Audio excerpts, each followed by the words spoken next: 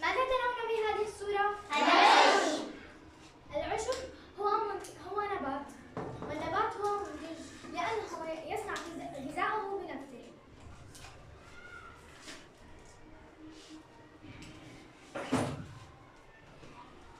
ولدينا هنا هذه الصورة. ما هذا؟ الجراد. الجراد. والجراد يتغذى على العشب ويسمى مستهلك الأولي. وما هذا؟ عصفور. العصفور يتغذى على الجراد ويسميه مستهلك ثاني.